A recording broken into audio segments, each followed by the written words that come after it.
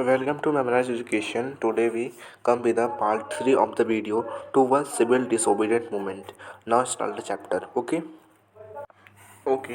So क्या हुआ था कि इसमें the tried of the mass struggle, some Congress leader wanted to participate in election. The provincial council that have been set up by the government of Indian Act 1919 में. Okay. They felt that it was important to oppose British policies with these councils.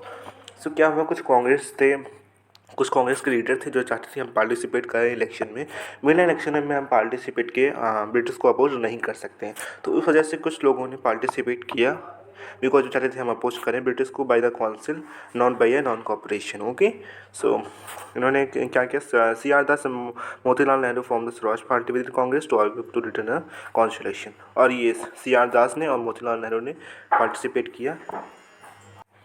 Motilal Nehru ने participate किया था इसमें, सी R दास ने भी किया था। उन्होंने स्वराज पार्टी बनाई थी, Swaraj party. Okay, Swaraj party बनाने के बाद उन्होंने वो इलेक्शन में फिर से इलेक्शन में वापस आ गए। ठीक है, तो ये क्वेश्चन आता है, बहुत इंपॉर्टेंट है। नेक्स्ट है कि younger leaders like Jawaharlal Nehru and Subhash Chandra Bose present for more radical mass education and full for civil disobedience. तो जो यंग लीडर्स हैं, हमारे young leaders like Jawaharlal Nehru and Subhash Chandra Bose, इन्होंने कहा कि हम जो है प्रेस करेंगे मोर रेडिकल, मतलब एक मास एक्शन निकालेंगे जिससे हम, मतलब एक लड़ाई करने का, हम फिर से लड़ाई करेंगे और अच्छे से लड़ाई करेंगे, तो मास एक्शन से। ठीक है, रिप्रेस करेंगे उनको फुल इंडिपेंडेंस के लिए। सो उन्होंने ये सब किया। ठीक है, फिर वहीं बचा लोग, वर्ल्ड में कुछ और ही चल रहा था। वर्ल्ड में चल रहा था कि यहाँ पे जो है वर्ल्ड वाइड इकोनॉमिक डिप्रेशन आ गया था वर्ल्ड में। सो यहाँ पे क्या हो रहा था कि agriculture prices began fall, agriculture की प्राइसेस कम होने लगी थी 26 से, एंड ये ख़त्म हो गई जो है 1930 तक आते आते। ठीक है, peasant found it difficult to sell their harvest and pay their revenue. Peasants जो गरीब लोग थे, उन लोग को बहुत दिक्कत हो रही थी, वो अपने कटाई को जो है उसको बेचने के लिए और रेवेन्यू को पे करने के लिए उनको, ठीक है, उनको बेचने के लिए और उसको पे करने के लिए रेवेन्यू की बहुत दिक्कत हुई थी। By 1930 the countryside was in a turmoil. Okay, demand for agriculture good fair and export decline, और एग्रीकल्चर की डिमांड कम हो गई इंडिया से। ओके, एंड एक्सपोर्ट ख़त्म हो गया टोटली और इकोनॉमिक डिप्रेशन आ गया। साइमन कमीशन, साइमन कमीशन में क्या हुआ था, एक न्यू टोरी गवर्नमेंट फॉर्म हुई थी। Okay, this is a British government, new Tory government. Tory government एक ब्रिटिश गवर्नमेंट है। ओके, सो इसमें क्या हुआ था जो है, suggested some changes in constitutional system in India. Simon commission by किसके द्वारा लाया गया था, ये जॉन साइमन के द्वारा लाया गया था। ठीक है, जॉन साइमन। ओके, ये क्वेश्चन आता है, सर जॉन साइमन। ओके, लिखोगे। ओके, तो क्या हुआ था इसमें कि साइमन कमीशन में क्या हुआ था, इसमें commission had no Indian member, इस कमीशन में कोई इंडियन मेंबर नहीं। इसमें क्या था कि जो इंडियन का कॉन्स्टिट्यूशन था उनको एक हाफ कॉन्स्टिट्यूशन बनाने के लिए साइमन कमीशन बना था, जिससे वो लोग सजेस्ट कर रहे थे कि आप लोग का कॉन्स्टिट्यूशन ब्रिटिश लोग बनाते, जिससे वो लोग पागल समझते थे इंडियन मेंबर्स को। सो इस वजह से सोच रहे थे कि हम इंडियन मेंबर्स का कॉन्स्टिट्यूशन बना देंगे। ठीक है, ब्रिटिश लोग। Commission arrive in India 1928 greeted with the slogan Simon को कमीशन। सो यहाँ जब कमीशन आया जो है साइमन कमीशन, तो इंडिया के लोग कहने लगे, उसे अपोज करने लगे। दोनों लोग, हिंदू मुस्लिम दोनों अपोज करने लगे कि साइमन आप वापस जाओ। ठीक है, हाँ, अपना कॉन्स्टिट्यूशन खुद बना लेंगे। Okay, Congress and the Muslim league protest against the commission. Same वही कहा, कांग्रेस ने, मुस्लिम ने, सब ने अपोज किया इस कमीशन को। ओके, अब क्या हुआ जो है, डायमंड फॉर पूर्ण स्वराज। अब डिमांड होने लगा कि पूर्ण स्वराज चाहिए हमें। ठीक है, कैसे चाहिए पूर्ण स्वराज, देखते हैं। ओके, सो क्या हुआ, लॉर्ड इरविन ने जो है, क्या हुआ कि जो लॉर्ड इरविन थे उन्होंने अनाउंस कर दिया। क्या हुआ, लॉर्ड इरविन ने अनाउंस किया अक्टूबर 1929 में कि उन्होंने कहा है कि आप आधी डोमिनेंट स्टेटस ले लो। इंडिया को कहा कि आधी अधूरी स्टेटस ले लो, आधी आज़ादी ले लो। ठीक है, पर कांग्रेस लीडर ने मना कर दिया, बहुत सेटिस्फाई नहीं थे इससे। ठीक है, और रेडिकल्स लोग ज़्यादा अनसेटिस्फाई थे। ठीक है, लाहौर सेशन हुआ दिसंबर 1929 में।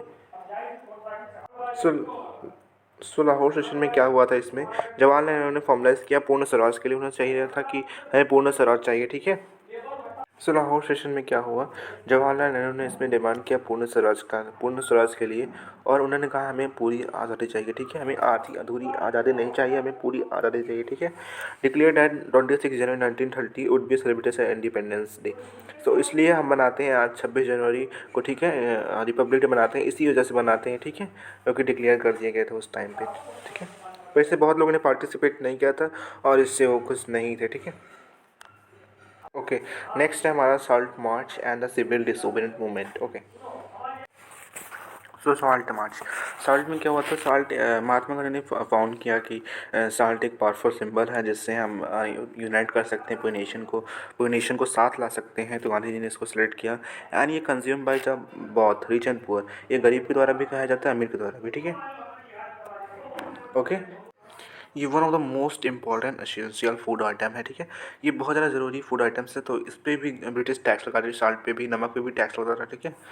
सो इस वजह से जो tax on salt and government monopoly over its production, ठीक, government monopoly over its production reveal the most operative face of British rule. तो इसमें क्या हुआ था, बच्चा की जो टैक्स था ऑन साल्ट, जो हम नमक पे टैक्स लगाते हैं एंड ओके, क्या हुआ था इसमें जो tax on salt and government monopoly, तो जो टैक्स, सर गवर्नमेंट जो है टैक्स आती है साल्ट पे, ठीक है, और इस पर गवर्नमेंट मोनोपोली, ठीक है, गवर्नमेंट का यह अधिकार था कि वो टॉक्स जो है सॉल्ट को बना सकती है। और इसको जो है महात्मा गांधी ने जाना कि ये सबसे ऑपरेसिव फेस है, ब्रिटिश को जो है दबाने के लिए सबसे एक अच्छा तरीका है सॉल्ट पे जो है हम साल्ट मार्च करेंगे, ओके, आगे देखते हैं।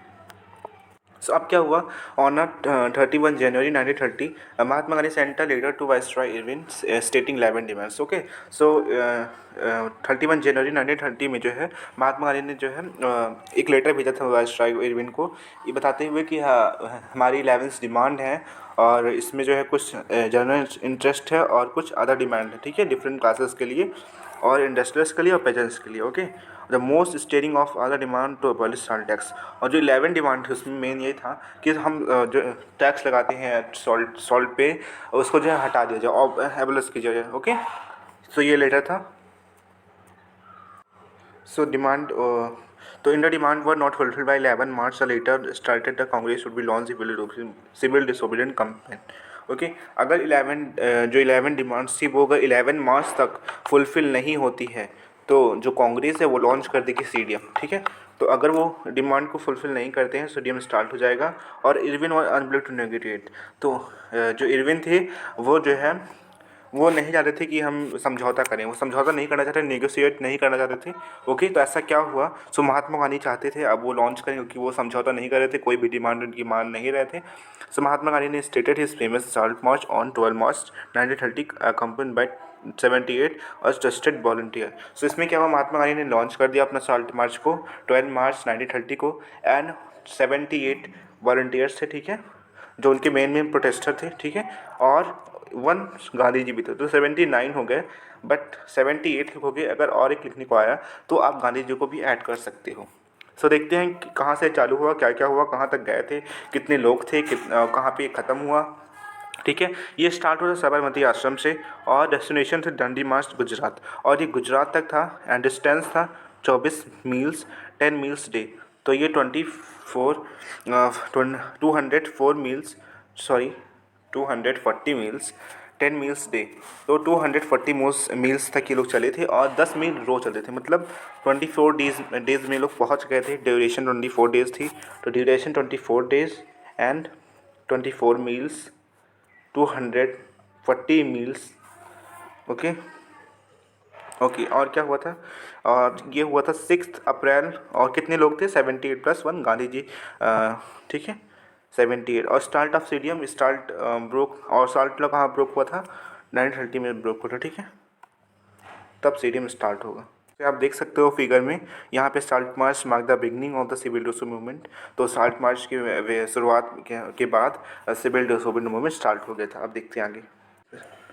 So thousands of in different parts of the country broke the salt law, manufactured salt and demonstrated in the front of salt law factories. So thousands of लोगों ने जो है salt law को break कर दिया, ठीक है, in front of salt factory के सामने ही सबको तोड़ दिया, ठीक है। वहाँ प्रोटेस्ट कर रहे थे लोग, वहाँ पे फॉर्जन क्लॉथ बाइकॉटेड, फॉर्जन क्लॉथ वो जो है वो थी उसको बाइकआउट करते थे, फॉर्जन क्लॉथ को नहीं पहनना था, ठीक है। एंड पेजेंट्स रिफ्यूज टू पे द रेवेन्यू, पेजेंट्स जो है रिफ्यूज़ कर रहे थे, वो रेवेन्यू नहीं पे करेंगे, ठीक है। विलेज ऑफिसर रिजाइन, तो विलेज के जो ऑफिशियल थे, विलेज ऑफिशियल मतलब हो गए जो ऑफिसर थे, जो भी थे, प्रधान थे गांव के, जो वो लोग भी, ठीक है, और जो लॉयर थे उन लोग ने छोड़ दिया, ठीक है। पीपल्स वायलेटेड फॉरेस्ट लॉ, लोग जो है फॉरेस्ट लॉ को तोड़ने लगे, ठीक है। लिकर शॉप्स वर पिक्टेड, ठीक है। सो अब जो है वहाँ पे इसके बाद अब गवर्नमेंट रिप्रेस कर रही थी इन लोग को, ठीक है, गवर्नमेंट रिप्रेस कर रही थी। सो गवर्नमेंट अब रिप्रेस कर रही थी इन लोग को, ओके, तो क्या क्या हुआ देखते हैं, गवर्नमेंट ने कैसे रिप्रेस किया इन लोग को। So government arrested Congress leader, Congress के जो लीडर थे उनको अरेस्ट कर रही थी। Violent clashes happened in many places, बहुत जगह दंगे हो रहे थे। Government respond with visual aspiration, ठीक है। तो गवर्नमेंट ने भी उल्टा उन लोग को जो है उनको दबाने लगे, जो है गवर्नमेंट लोग भी उन लोग को लड़ाई करने लगे, ठीक है। A month later when the Mahatma Gandhi was arrested, एक महीने बाद जब महात्मा गांधी भी पकड़ लिए जाते हैं तो violence break out in Solapur, ठीक है। तो वहाँ वायलेंस होने लगता है, वायलेंस टूट जाता है सोलापुर में। और अब्दुल गफर खाना disciple of Mahatma Gandhi was arrested in April 1930। So Mahatma Gandhi भी अरेस्ट हो जाते हैं। और ठीक है, ओके। सो गांधी जी ने इसको मूवमेंट को बंद कर दिया, ठीक है, बिकॉज ऑफ दिस वायलेंस। बहुत ज़्यादा वायलेंस हो रहा था, तो वायलेंस की वजह से इसको बंद करना पड़ा, ठीक है, मूवमेंट को। And the Lord Irwin convince him to get on the pact of with him, ठीक है। तो लॉर्ड इरविन ने कन्विंस किया कि वो उनके पैक्ट में आए विद हिम, ठीक है। जो पैक्ट था, गांधी इरविन पैक्ट बनाया गया था, ठीक है, जहाँ जिस पे वो एक कॉन्फ्रेंस कर सकें, ठीक है, नेगोशिएट कर सकें। सो ये है गांधी इरविन पैक्ट है। डेट 5 मार्च 1931 में चालू हो गए थे, ठीक है। एंड गांधी जी के बीच और लॉर्ड इरविन के बीच में हुआ था। ऑब्जेक्टिव था कि गांधी इरविन पैक्ट का कि वो कंसेंट करें, कि पार्टिसिपेट करें राउंड टेबल कॉन्फ्रेंस में और उसको मूवमेंट को बंद कर दें। तो उनका ऑब्जेक्टिव यही था इसका कि वो राउंड टेबल कॉन्फ्रेंस में पार्टिसिपेट करें और इसको सिविल डिसोबीडिएंट मूवमेंट को बंद कर दें। This is second round table conference London दिसंबर 1931 में हुआ था। ये आप देख सकते हो, where is the Gandhi ji, Gandhi ji है, देख सकते हो आप यहाँ पे। ये है आपका सेकेंड राउंड टेबल कॉन्फ्रेंस। कौन सा? Second round table conference. पहले राउंड टेबल कॉन्फ्रेंस में कांग्रेस पार्टिसिपेट नहीं की थी, ओके, याद रखना आप। So negotiation broke down and Gandhi ji return disappointed. तो जो समझौता कुछ हुआ ही नहीं, कोई समझौता नहीं हुआ और गांधी जी वापस लौटे, उन्हें कुछ फ़ायदा नहीं हुआ, वो डिसअपॉइंटेड लौटे। एंड दोबारा इंडिया में वापस आने के बाद उन्होंने देखा कि गवर्नमेंट जो है एक नए तरीके से दबा रही है, लोगों को रिप्रेस कर रही है। और गफर खाना जवाहरलाल नेहरू को दोनों को जेल में बंद कर दिया गया है, कांग्रेस को जो है इलीगल डिक्लेयर कर दिया गया है। और series of major had been impose to prevent meeting demonstration boycott. और एक ऐसे सीरीज लगा दी गई जिससे लोग मीटिंग नहीं कर सकते हैं, ठीक है, डेमोन्स्ट्रेट नहीं कर सकते हैं, कुछ प्रोटेस्ट नहीं कर सकते हैं और ना ही किसी चीज़ को मना कर सकते हैं, ना ही कुछ बाइकआउट कर सकते हैं। सो इन सब को देखते हुए गांधी जी ने रीलॉन्च कर दिया सिविल डिसोबीडिएंट मूवमेंट को। जब सिविल डिसोबीडिएंट मूवमेंट फिर से स्टार्ट हुआ तो इसमें लोग जो पार्टिसिपेट किए वो थे पेजेंट्स, जो कि रिच सपोर्टेड पुअर को, जो पेजेंट्स थे वो रिच सपोर्टेड थे, not a poor didn't, okay. Rich peasants communities like a Patidars of Gujarat and Jats of Uttar Pradesh active in the movement. So Jats of Patidars लोग ने किया था इसमें और जट्स लोग ने, ठीक है, okay. And hall related by the trade depression falling prices. तो ये लोग इसलिए पार्टिसिपेट कर रहे थे बिकॉज उस टाइम पे इन लोग का ट्रेड बहुत वो हो गया था जब वो इकोनॉमिक हुआ था, ठीक है, वर्ल्ड इकोनॉमिक डिप्रेशन हुआ था, तो प्राइसेस जो है बहुत गिर गई थी, जिससे लोग को फ़ायदा नहीं हो रहा था, ये लोग रेवेन्यू को भी नहीं पे कर पा रहे थे। तो इस वजह से इन्होंने गवर्नमेंट को खूब सपोर्ट किया, सिविल डिसोबीडिएंट मूवमेंट को। जब वो गवर्नमेंट का सपोर्ट करेंगे तो सिविल डिसोबीडिएंट मूवमेंट का सपोर्ट करेंगे। अब कांग्रेस ने नहीं इसलिए सपोर्ट किया था क्योंकि उन्हें भी तो मनी चाहिए पार्टिसिपेट करने के लिए, तो इस वजह से कांग्रेस ने पुअर पेजेंट्स को सपोर्ट नहीं करके रिच पेजेंट्स को सपोर्ट किया। Further them fight for the swaraj was a struggle against high revenue. So यही था कि हाँ, ये लोग इसलिए स्वराज में कर रहे थे क्योंकि जो हाईएस्ट रेवेन्यू है उसको कम किया जाए, ठीक है, ओके। पुअर पेजेंट्स का ल्यूकवार्म सपोर्ट। पुअर पेजेंट्स का जो है बहुत ज़्यादा गुनगुना सपोर्ट था, मतलब पानी की तरह, इससे बहुत ज़्यादा गर्म मत करो, बहुत हल्का सपोर्ट था, मतलब बहुत कम सपोर्ट था, ठीक है। कैसे देखते हैं, the relation between the poor peasant and Congress remain uncertain. जो रिलेशन था पुअर में और कांग्रेस में वो अच्छा नहीं था, ठीक है।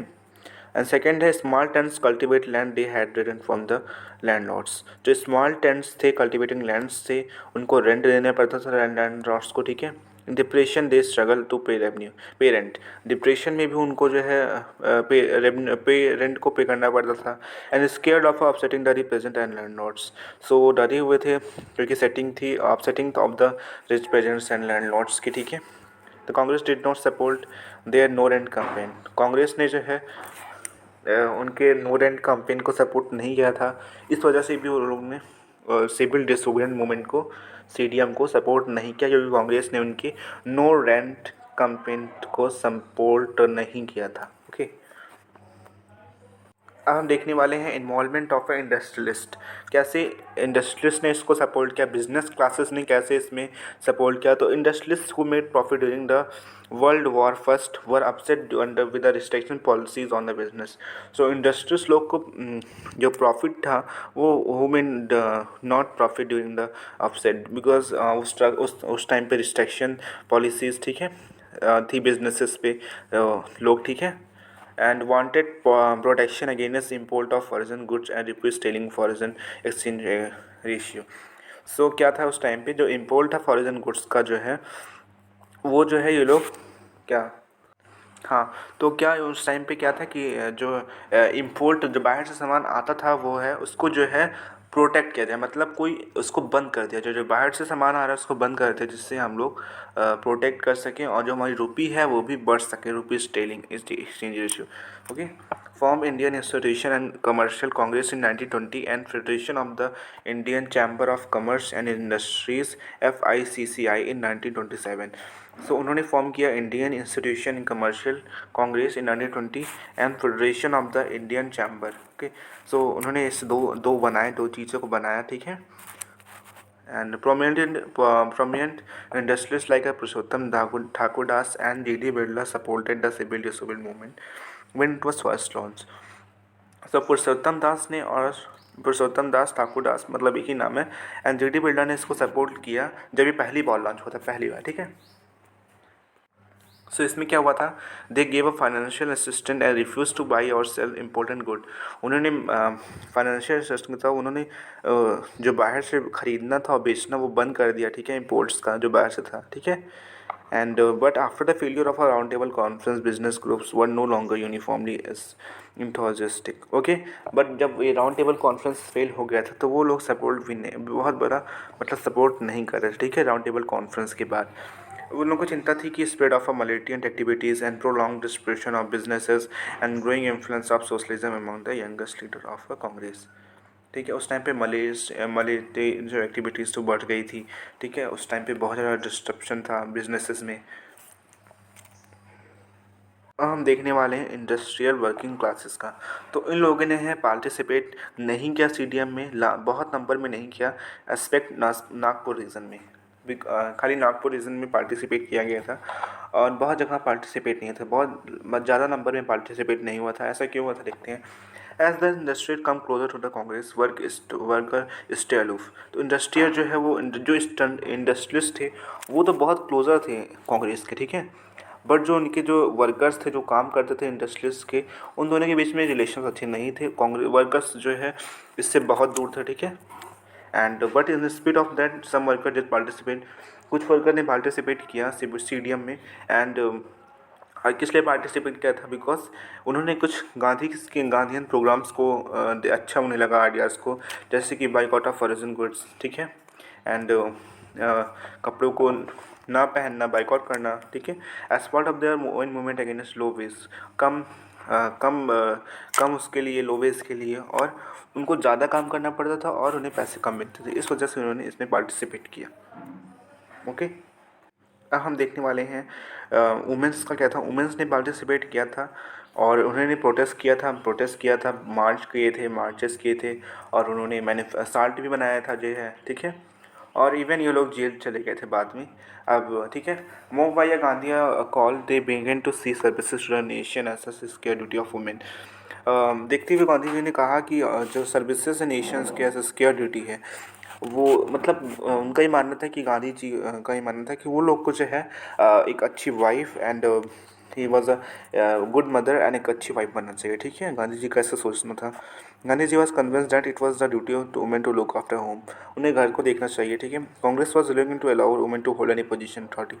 तो कांग्रेस ने कह दिया कि वो उनकी इच्छा नहीं थी कि वो वुमेंस को अलाउ करें कि वो कोई भी पोजीशन इसमें रखें, कोई भी उनका वो एक तरह से मत केवल एक इस एक तरह से केवल एक पहचान की तरह वो लोग को दिखाया जाएगा और उससे कोई इनका सपोर्ट वो नहीं रहेगा, ठीक है।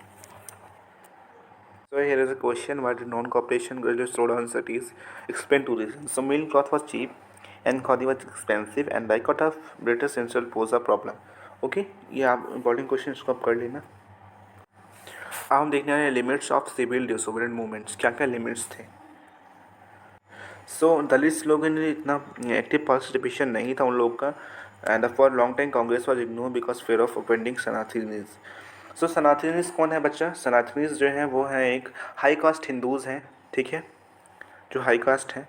तो कांग्रेस ने इसलिए इन लोग को इग्नोर किया बहुत टाइम तक, बिकॉज वो डरते थे कि अभी कहीं हम इनको सपोर्ट करेंगे दलित को तो हमें सनातनीज लोग सपोर्ट ना करें, हाई कास्ट हिंदू सपोर्ट नहीं करेंगे तो हमारी दिक्कत हो जाएगी, ठीक है। Gandhi ji supported Dalits, call them Harijans.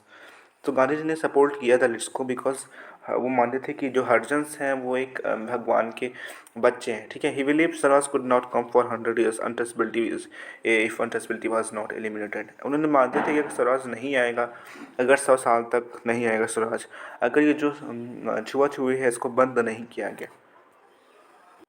सो दलित्स की कुछ डिमांड थी, ठीक है, जो दलित लोग थे उन लोग की कुछ डिमांड्स थी। क्या क्या डिमांड्स देखते हैं। पहला डिमांड था कि उन्हें रिजर्व सीट चाहिए, ठीक है, जो कि आज हम लोग देखते हैं उन्हें रिजर्व सीट मिल गई है, उन्हें बहुत छूट मिलता है एग्ज़ाम्स में। तो यहाँ पे हम देख सकते हैं रिजर्व सीट उन लोग को चाहिए थी और उन लोग को एक सेपरेट इलेक्टोरेट चाहिए, ठीक है, केवल वो दलित मेंबर्स को फॉर दलित मेंबर्स को चूज़ कर सकें और काउंसिल के लिए, ठीक है। Believe that political empowerment would resolve the problem they social dispending. उन्हें लगता था कि जो पॉलिटिकल एम्पावरमेंट है, अगर हमारे पास पॉलिटिकल हम पा जाएंगे, अगर हमें पॉलिटिकल इलेक्शन में हमारे मेंबर्स को सपोर्ट मिल गया तो हम जो सोशल हमारे साथ प्रॉब्लम है, जो हमें लोग कम हाई लो कास्ट समझते हैं, सब वो ख़त्म हो जाएगी। अब देखते हैं डॉक्टर भीमराव अंबेडकर खड़े हुए, उन्होंने कहा, उन्होंने ऑर्गेनाइज किया रिप्रेस क्लासेस एसोसिएशन 1930 में, ठीक है। उन्होंने clashes with Gandhi ji demanding separate electorate for Dalits. उनका झगड़ा भी हुआ गांधी जी के साथ कि सेपरेट इलेक्टोरेट के लिए, कि हमें एक अलग से दे दीजिए, सेपरेट दे दीजिए हमें इलेक्टोरेट, ठीक है, इलेक्शन के लिए दलित्स के लिए, ओके। सो इसको देखते हुए गांधी जी मान गए, उन्होंने सेपरेट इलेक्टोरेट दे दिया, ओके। और उन्होंने पूना पैक्ट साइन किया। When the British government consented Ambedkar demands, Gandhi ji became a fast to earn to death. So इस देखते हुए कि ब्रिटिश गवर्नमेंट जो है कि जो अम्बेडकर जी वो डिमांड कर रहे हैं, तो गांधी जी ने पहले उन्हें अच्छा नहीं लगा, उन्होंने कहा कि अब मैं भूखा ही रहूँगा जब तक मैं मर नहीं जाता। सो गांधी जी बिलीव करते थे नॉट डिसइंटीग्रेट इंडिया, वो नहीं चाहते थे कि जो इंडिया है वो अलग अलग हो जाए, बिकॉज ये पहले ही मांग रहे हैं, डिमांड कर रहे हैं हमें एक अलग से दे दीजिए। सो इससे उन्हें डर था कि कहे इंडिया पहले ही आज़ाद होने से पहले ही न अलग हो जाए, ठीक है। Ambedkar ultimately accepted Gandhi ji position and result was Poona pact. और अम्बेडकर की इस डिमांड को देखते हुए गांधी जी ने उनका पोजीशन को एक्सेप्ट कर लिया और उन्होंने पूना पैक्ट साइन कर दिया सितंबर 1932 में, ओके। अब हम देखते हैं ल्यूकवार्म्स रिस्पॉन्स मुस्लिम। अब मुस्लिम ने क्या किया था, मुस्लिम का जो सपोर्ट था वो बहुत कम था। देखो किस लिए सपोर्ट कम था। Muslim felt alienated from Congress after non cooperation movement. जब उन नॉन कॉपरेशन, जब मुस्लिम अलग समझते थे अपने आप को कांग्रेस से आफ्टर नॉन कॉपरेशन मूवमेंट के बाद से ही। From the mid way 1920 the Congress come to be more visually associated with the openly Hindus religious nationalist groups. Congress जो है बहुत ज़्यादा हिंदू रिलीजियस के साथ जो है वो बहुत ज़्यादा उसके नस्लें रहती थी, उसके साथ रहती थी हिंदूज़ के साथ। तो इस वजह से उन्हें अलग महसूस होता था मुस्लिम्स को कि वो हिंदूज़ की तरफ है, तो उन लोग को अलग लगता था, ठीक है। Relation between Hindu and Muslim was, इसको देखते हुए ऐसा ही होते हुए थे रिलेशन जो है हिंदू और मुस्लिम में बहुत ख़राब हो गया। And leading to Hindu Muslim communal places and riots in various cities. और बहुत जगह दंगे होने लगे, ठीक है, सिटीज़ में दंगे होने लगे, ठीक है, लड़ाइयाँ होने लगी। And a time of civil dress movement there was atmosphere of suspense and distance between communities. और सीडीएम के टाइम पे, उस टाइम पे जो एटमॉस्फेयर था बिटवीन हिंदूज मुस्लिम वो बहुत ज़्यादा डिस्ट्रस्ट हो गया, एक दूसरे पे भरोसा बिल्कुल नहीं था कम्युनिटीज़ पे। सो अब क्या हुआ, the Congress and the Muslim made affairs to regulate alliance. So इसको देखते हुए जो है कांग्रेस और मुस्लिम लीग ने समझा कि हम फिर से एक बार बात करेंगे, अपने अफेयर्स को लगाएंगे। तो उन्होंने एक अलायंस बनाई, ठीक है, गठबंधन करने के लिए उन्होंने एक उसको रखा, मीटिंग रखा। And leader of Muslim League M A Jinnah, ठीक है, Jinnah asks for a separate electorate for Muslim dominated regions. So Jinnah साहब ने जो है उन्होंने कहा कि हमें सेपरेट इलेक्टोरेट दे दो, जैसे दलित को चाहिए था वैसे इन लोग को भी चाहिए था कि हमें एक अलग से दे दो separate electorate, but it was outrightly turn down by mister Jayakar of Hindu Mahasabha. और मिस्टर जयाकर ने इसको अपोज कर दिया और प्रोवोकिंग हिंदू मुस्लिम कॉन्फ्लिक्ट्स, और रिश्ते और भी ख़राब हो गए। ठीक है, दंगे फिर से चालू हो गए। प्रीवियस क्वेश्चन है, explain the limitation of the civil disobedient movement. क्या लिमिटेशन था सिविल डिसोबीडिएंट मूवमेंट का? तो आंसर इज है not all participate were move by the concept of Swaraj.